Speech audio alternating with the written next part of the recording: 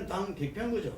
당 대표죠. 지금 정지만 지금도 됐으니까 10일이 지났기 때문에 이제 그 재심은 안 한다는 안 거죠. 한다. 예, 안 하고 뭐 가처분도 안 하려고 그 보여지는데 처음에 이야기하고는 좀 다른 스탠스를 지금 하고 있고. 저는 결국 이런 모습들이 결국 이준석답다. 그게 뭐 좋은 의미든 뭐 나쁜 의미든 간에 조금 예측을 사람들이 하는 거하고 달리 하잖아요. 일종의 그런 거 보면 상당히 상당히 이준석답게 행동을 한다는 생각이 듭니다. 그러니까 우리가 모든 사람이 다 알다시피 뭐 본인도 상당히 뭐 재심하고 가처분 신청하고 학교처럼 했지만 실질적으로 그것이 한다고 하더라도 본인에게 유리한 결과가 나오지 않는다고 냉철하게 판단한 거죠. 어차피 뭐 윤리에서 재심 받아주겠습니까? 그리고 가처분 신청조차도 법원에서 이 정당의 영역까지 쉽게 이렇게 감나라 변하라 하지 않는 상황이 높기 때문에 만약에 가처분 신청이 안 받아질 경우에는 그것도 타격이 크니까 결국 그러니까 지금 이준석이 하고 있는 제가 이 행동을 두 가지 키워드로 보면요. 하나는 게릴라전이죠. 그러니까 완전히 변칙적으로 지금 움직이면서 상당히 계속적으로 지금 이준석 도대체 어디서 뭘 하고 있지? 계속적으로 지금 그 유수의 눈길을 사로잡는 그러한 아주 이 지능적인 플레이를 하고 있는 거죠. 그리고 또 하나는 아킬레스인데요. 아킬레스라는 게 결국은 지금 2030 젊은 지지층들에 대해서 당원 모집에 열심히 좀 응해달라. 그렇게 이야기하면서 아무래도 지금 본인이 지금 정치적으로 어려운 공경에 처했을 때 자기의 그러니까 뒷배가 돼주셔야 이건 결국 2030이고 2030은 내 아니고 누가 그러니까 지금 할 수 있어. 이러한 걸 갖다가 좀 시기를 하는 거고 또 하나의 아킬레스와 관련돼서는 제일 처음 찾아간 곳이 광주지 않습니까? 그리고 뭐 정업으로 다니면서 일단 지금 본인이 상당히 그러니까 공을 들일 때는 그렇지만 상대적으로 국민의힘이 아직까지 상당히 당시가 취약한 그런 쪽에 자신이 가서 뭔가를 하면서 이준석의 역할은 남아있다. 그런 걸 보여주는 거죠. 그래서 아마 제 생각에는 이준석 나름대로는 아까 뭐 말씀하셨지만 지금 경찰의 수사 별거 없다. 그렇다고 한다면 이걸 바탕으로 해서 6개월 뒤에 그러니까 지금 당대표직을 회복하고 그 다음에 내년 6월 달에 다시 당권 도전을 할 가능성이 저는 높지 않을까 하는 생각이 듭니다. 이준석의 지금 이제 이윤의 지지율 추락과 당도 어떤 조사에서는 그 국힘하고 민주당하고 지지율이 뒤바뀌었잖아요. 그렇기 때문에 이렇게 총선 치르겠나 하면서 이준석은 사실상 예를 들면 경찰 수사가 이렇게 지금 시간이 걸린다고 경찰청장이 이야기했다는데 그 시간이 걸린다는 것이 결국은 만약에 엎어지면은 네. 혐의 없다. 네. 이렇게 무혐의로 돼버리면은 그 윤리위에서 징계도 그렇죠. 다시 해야 되는 거잖아요. 네. 기본적인 원인이 소멸되는 거니까 그런 걸로 해가지고 이준석 재등판이 가능성이 있는 거 아니냐 뭐 이런 이야기도 지금 나오고 그럽니다. 이게 제가 그저께인가 보니까 지금 그 국민의힘 당권 주자들 중에서 여론조사했는데 이준석이 1등하는 걸로 나오는 거 맞죠? 네, 맞아요. 그게 상당히 고무적으로 자기는 받아들이지 않겠습니까? 지금 성상납이나 이런 거 떠나가 뭐 이준석이를 이제 어쨌든 윤석열 쪽에서 저거가 당을 장악하려고 하고 또 가장 중요한 건 선거 때 애미겼으니까 손 좀 보겠다 뭐 이거 아니겠어요?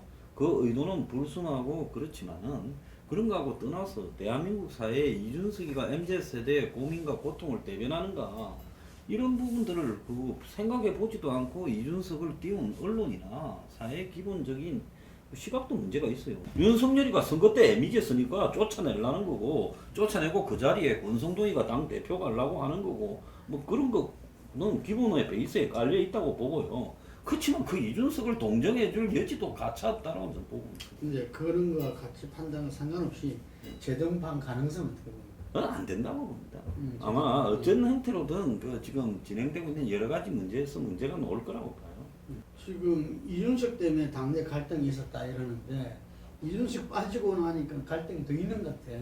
지금 이 윤핵관이라고 그려졌던 권성동 당대표 직무대행 원내대표와 장재원 인수위 비서실장 간에 공개적으로 이제 뭐 주고받는 모습도 나오고 그 김기현 전 원내대표가 차기 당권 주자 순위로 이끌어지는데 직무대행은 뭐 바람직스럽지 않다 이런 이야기도 하고 어떻게 보십니까? 그런 것이 그런 윤핵관 내에 이 입장이나 그 분화되는 윤핵관 내 분화 이런 것들을 놓고 그게 의미가 있으려면은 이준석 징계 이후 국민의힘이 안정이 되고 대통령 지지율이 반등이 될 때 그나마 그것이 의미가 있어 나름대로 그것이 의미도 있고 추진력이 될 가능성이 있는데 만약에 지금 이 상황이 되고 이준석 사건 이후 이준석이가 황 소장 말따나 그런 대단한 인물이냐 아니냐를 떠나갖고 이준석을 떠나고 그 2030 현상은 사실이거든요. 그거를 이준석이가 대변하느냐 그거는 별건으로. 근데 이 상황이 되고 이 현상을 기존의 어떤 지금 이 국민의힘 시스템에 대고 이거를 수용을 해내서 문제없이 넘어가 준다면은 그 윤핵관 내 세력 분화나 이런 어떤 내부의 어떤 그런 또 갈등이 의미가 있는데 만약에 여기에 대고 현재의 대통령 지지율, 현재의 당 지지율에 반등이 없다면은 제가 볼 때는 그런 어떤 지금 윤핵관 내 그런 부분은 의미도 없을 뿐더러 오히려 그쪽의 입지를 더 약화시키는 방향으로 갈 것이다. 사실 국민들 입장에서는 권성동, 장재원, 국민의힘의 어떤 대표적인 정치인으로서 국민의 보수의 어떤 상징적인 정치인으로 생각을 안 해요. 김기현은 솔직히 말해서 누군지도 잘 모르는 인물이에요. 솔직히 말해 김기현은 그 누구예요? 내가 정치판에 있지만은 옛날에 원내대표도 누구 하면은 한참 찾아봐야 그 사람을 찾아요. 그러니까 이런 인물들이 나와서 권력을 서로 권력을 나누겠다고 서로 차지하겠다고 이렇게 하는 모습들이 국민들로 봐갖고는 이 보수의 리더로서 영향이 안 되는 인물로 보이는 거예요. 근데 여기에 대고 그나마 이런 상황에 대고 당 지지율이 떨어지는 상황에서 그런 사람들이 계속 그런 모습을 보이지만 내가 볼 때는 같이 한목에 한순간 날아가 버립니다. 사실 쥐고 있는 권력 지금 이거 보면 아무것도 아니에요. 옛날에 김무성 대표와 당대표 시절에 뒤에 훅 간다 이걸 붙여놨던 기억이 나는데 우리 차 교수는 방송도 지금 활발하게 하고 계시니까 이 윤핵관에 대해서 요새 자주 했겠네요. 그죠? 한번 좀 이야기 좀 전해주세요. 아니 근데 사실은 그 윤핵관의 정치적인 뭡니까 파워가 어디서 출발합니까? 결국 윤석열에서 그렇죠. 비롯되는 거 아닙니까? 그렇다고 한다면 지금 현재 그러니까 이준석이 사실은 이렇게 징계를 받고 하는 부분들에 저는 윤심이 100% 저는 작용했다는 생각이 들고요. 문제는 그 이후 상황에 대해서 어떻게 할 것이냐 부분에 대해서는 서로 나름대로 합의가 제대로 안 됐던 것 같아요. 예를 들면 그러니까 지금 권성동 원내대표 같은 경우는 본인이 지금 내년 4월까지 지금 임기를 하고 수밖에 없는 상황이거든요. 그렇기 때문에 지금 만약에 이 조기 전당대회가 만약에 될 경우에는 본인이 지금 원내대표직을 던져야 되는 상황이기 때문에 명분이 없다는 거죠. 그러니까 본인 입장에서는 아마 이준석의 지금 그러니까 이 당원권 정지를 거리가 아니라 사고로 규정을 해서 자신이 지금 그러니까 이 대행 체제를 갖고 가고 그리고 난 뒤에 이준석의 임기를 보장해주고 그리고 내년 6월달에 이제 정식 대표가 되면 본인이 지금 그러면 이제 2년 뒤에 있을 지금 이 총선까지 공천을 하고 그러면 확실하게 당을 장악하고 당권을 넘어서 아마도 제 생각에는 차기 도전까지도 내심 생각하고 있지 않을까 생각이 드는데 이런 부분들에 대해서 당장 윤 대통령이 동의하는 것 같지는 않아 보여요. 예를 들면 그러니까 지지난주였죠. 그러니까 이준석 징계가 끝나고 난 바로 그 주위에 있었던 대통령과의 만찬 회동에서 사실은 그러니까 지금 당원 당규가 이렇게 돼 있으니까 6개월간 제가 그러니까 대응 체제로 가야 됩니다. 이런 부분들에 대해서 지금 법률가니까 그래요. 그냥 그러니까 이 부분을 갖다가 추인한 것처럼 이야기를 했지만 아마 제 생각에는 지금 윤 대통령 입장에서는 그게 아니고 지금 일반론적으로 그 당규가 그래요. 그러면 한번 검토를 해보시죠 이 정도인데 이걸 갖다가 권성동 원내대표가 자기 쪽으로 이래갖고 언론 플레이도 하고 당내에도 해서 그 다음 주에 월요일 날 열렸던 원총에서 이게 윤심이다. 그러니까 윤 대통령이 추인한 거다. 그런 식으로 해서 6개월 체제를 갖고 간 거예요. 근데 지금 이거 보니까 또 다른 윤핵관 중에 한 명이 장제원 의원 입장에서는 본인이 그걸 안 갔잖아요. 그러니까 거기도 부산에 안 있다 가고 의총도 안 가고. 그러니까 의총을 안 갔던 이유는 그러니까 일요일 밤에 지금 권성동 원내대표가 이렇게 먼저 대통령을 만나고 그 다음에 이렇게 윤핵관들 몇 명하고 이렇게 이야기가 된다고 한다면 결국은 지금 권성동의 뜻대로 갈 가능성이 높다. 그렇다고 한다면 지금은 내가 참여하지 말고 빠지자. 그 생각에서 좀 더 대통령의 의견을 확실하게 알고 난 뒤에 움직이자는 생각을 했던 것 같아요. 그렇기 때문에 대통령의 뜻이 그게 아니라는 걸 알고 그 다음부터는 일종의 사보타지를 하는 거죠. 급기야 어제는 거친 표현 쓴다고 공격을 하면서 그렇기 때문에 제 생각에는 지금 결국은 저는 권성동 원내대표의 6개월 대행 체제가 지속되긴 힘들지 않을까. 그래서 아마 조기 전당대회로 갈 가능성이 높다. 물론 여기 또 다른 변수들이 워낙 많기 때문에 어떻게 속단을 할 수는 없지만 지금 윤 대통령과 그리고 이 권성동 대표를 제외한 나머지 윤핵관들의 생각은 일단은 빨리 그러니까 조기 전당대회를 통해서 새로운 리더십을 세우자는 쪽으로 좀 초점이 맞춰야 되는 것 같아요. 그 장제원 의원하고 권성동이 같이 그 당시에 자유한국당이니까 탈당해가지고 바른정당을 하면서 이 상당히 서로 친숙하게 된 그런 관계라서 이 장제원 의원 우리는 브라더스다 이게 한번 브라더스 영원한 브라더스다 이런 표현도 쓰고 있는데 제가 볼 때는 그 의총 전날 일요일 날 이 본래 그 만찬이 예정된 게 아니고 예를 들면은 그 자리를 하면서 뭐 만찬까지 가자 하면서 이제 여러 사람을 불렀는데 그때 이제 부산에 있어서 못 왔다 이런 설명인데 그 부분 조금 제가 생각할 때는 뭐 설명도 이렇게 자연스럽게 보이기 위해서 그게 장제원 그 의원이 못 온 것을 자연스럽게 보이기 위해서 그렇게 한 거 아니냐. 예를 들면은 권력의 최고 혁신들이 모여서 예를 들면 국정을 이야기하는 걸 갖다가 이야기하다 갑자기 저녁 먹자 뭐 이런 식으로 사람 불러라 이거는 좀 아니다 이런 생각이 들고 그리고 윤석열 대통령이 지금 현재 그 초임에 당을 갖다가 건립을 확실히 진다고 봤을 때는 당연히 지금 현재 이 체제를 어떻게 할 거냐가 제일 중요한 문제잖아요. 그러면 장제원 의견이 어떻든 간에 불러서 그 자리에서 정리를 해야 되는 건데 당무는 당에서 한다는 식으로 이 유체이탈 합법으로서 빠져서 계속 이 상황을 갖다가 그냥 보고 있는 건지 어떤 건지 잘 모르겠어요 이게.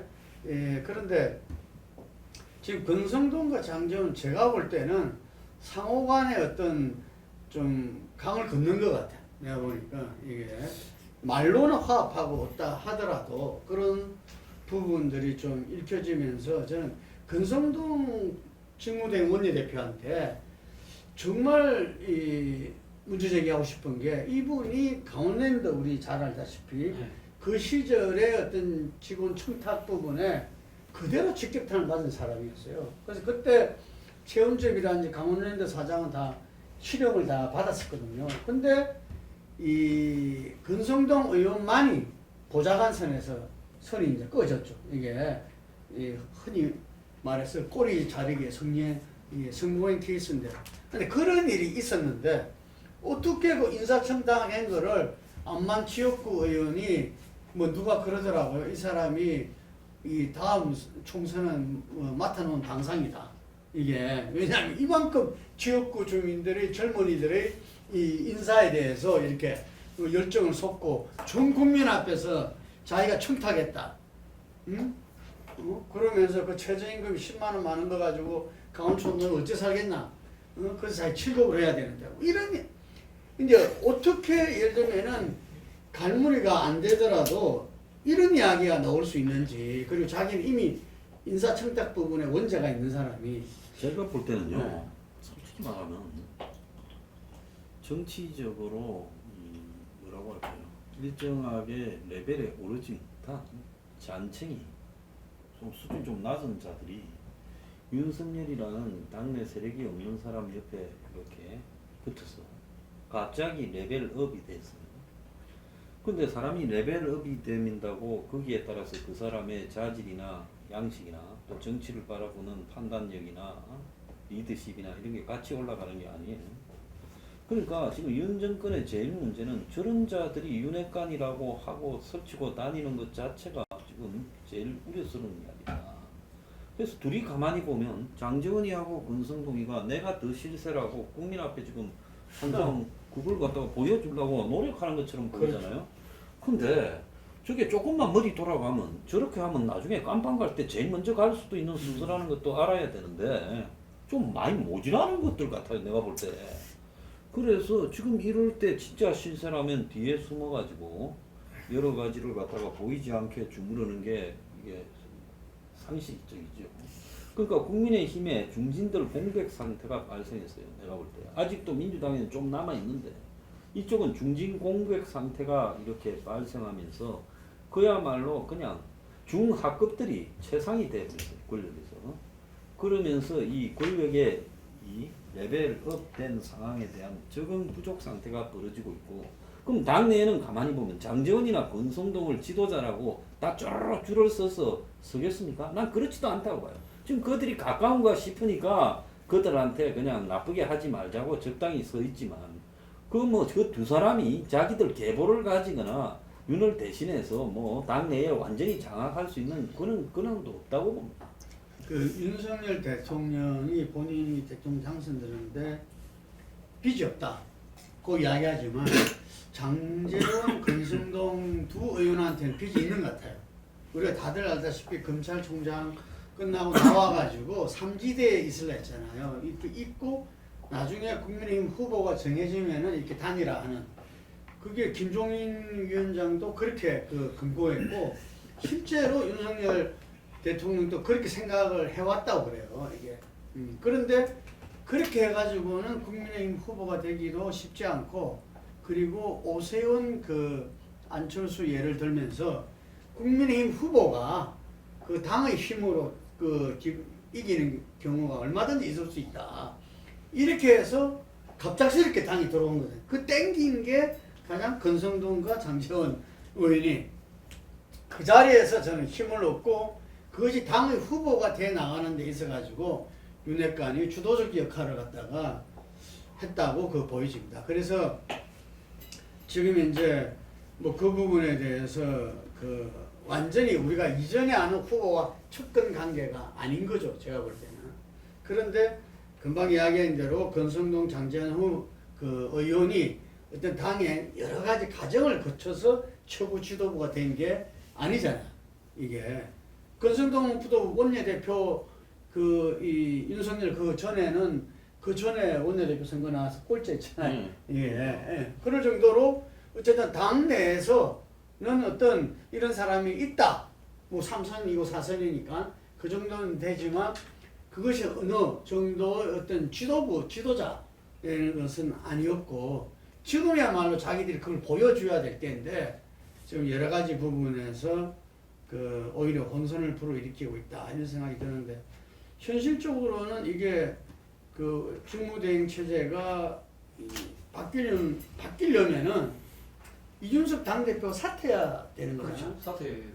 사퇴 안 하면 도리가 없는 도리가 거죠. 없죠. 도리가 없는데 아마 근데 그럼에도 불구하고 도리가 하려고 하면 할 수 있죠. 왜냐하면 지금 6개월 권성동 원내대표 체제가 사실 바뀔 그것이 조기 종료되고 조기 전당대회가 될 가능성이 높은 첫 번째 변수는요. 우리가 아까 이야기했던 윤석열 대통령 지지율이 계속적으로 하락을 해서 대통령이 뭔가 일종의 뭐랄까 정부와 또 대통령실을 아주 대대적으로 개편하면서 뭔가 비상적인 무슨 액션을 취할 경우에, 그러면 지금 여당 대표가 사실상 거리돼 있는 이 상황이 맞냐? 빨리 우리가 그럼 정상적인 리더십을 세워야 되는 거 아니냐는 당내 목소리가 나오면서 최고위원들이 다 같이 사퇴해버리면 2011년도에 당시 그렇죠. 한나라당 때 홍준표 체제가 무너지듯이 그런 식으로 또 할 수 있는 것이거든요. 또 두 번째는 뭐냐면 8월 전당대회에서 민주당 전당대회에서 이재명 의원이 거의 되는 게 사실이지 않습니까? 이재명 의원이 되고 난 뒤 강력한 대외 투쟁을 선행하면서 아주 강대강으로 부딪히는 상황이 됐을 경우에는 야 이거 우리 지금 대표 없이 이렇게 안 된다 그런 이야기들이 아마 나올 가능성이 상당히 높습니다. 그렇게 될 경우에는 아마 바뀔 수 있지 않을까 생각이 드는데 이와 관련해서 오늘 보도 어느 신문인지 기억이 안 나는데 지금 장제원 의원이 원래 간장이라고 그랬잖아요. 그러니까 안철수 의원하고 이렇게 하는데 지금은 또 김장으로 바뀌었다고 그래요. 예. 김계현 의원하고 이렇게 예. 매칭을 한다는 이야기가 나오는데 그게 상당히 저는 예. 시사점이 재밌다고 생각하는 게 저는 사실 간장 이야기가 나왔을 때 저는 야 이게 맞나 생각했던 이유가 뭐냐면 안철수 의원을 당권 주자로 내시면 안철수 의원은 어차피 지금 차기 대선을 노리고 있는 사람이기 때문에 당권 주자가 돼서 당을 장악해서 공천권을 행사해서 자기 당으로 만들어 버리면 다음 차기 대권 레이스에서 아주 유리한 위치를 가거든요.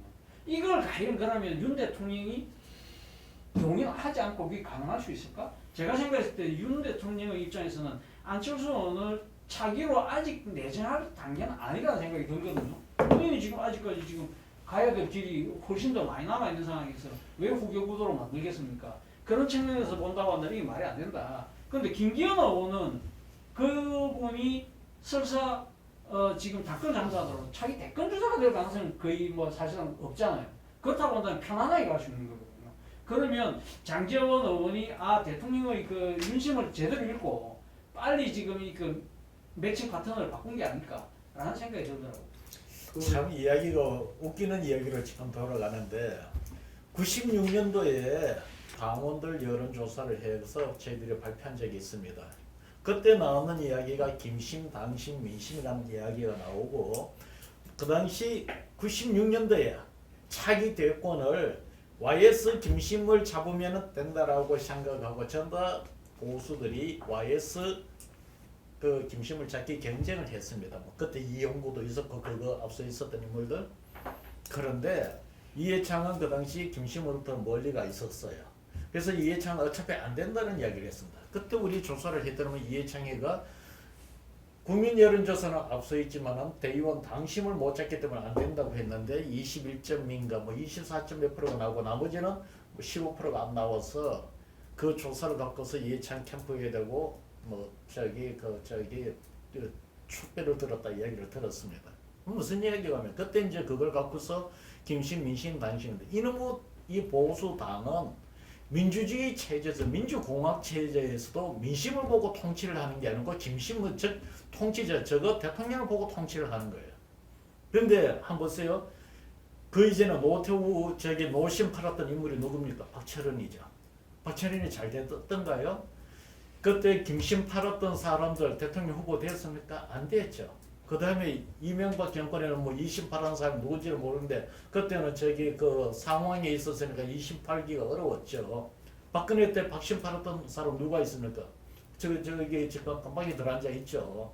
지금 여기에도 그렇고 이 96년도부터 시작해 96년도, 06, 16, 26년이 지났는데도 아직도 대통령 윤심 타령하고 앉았다는 게 이게 지금 국민의힘의 현주소인 거예요. 그러니까 지금 쥐꼬라지가 된 거예요. 여기에 대고 내가 하는 게 민심 입장에서는 지금 아까는 윤핵관들은 아무런 의미가 없는 거예요. 아까 장제원하고 권성동한테 뭐 윤 대통령이 무슨 빚이 있는가 보다 하시는데 그거는 윤 대통령이 잘못한 거죠. 국민한테 빚졌지 왜 그 사람들한테 빚졌습니까? 바로 이 지금 국민의힘이 내가 개혁혁신이 안 되고 지금 이걸 극복하지 못한다는 게 이 틀인 거고 지금 우리도 지금 보면 그 틀에다가 자꾸 해석을 하는데 실은 국민의힘의 가장 큰 문제는 국민을 보고 정치를 하는 게 아니고 대통령을 보고 정치를 하는 거예요. 실제 대통령이 그런 힘을 갖고 있는 것도 아닌 거예요. 예,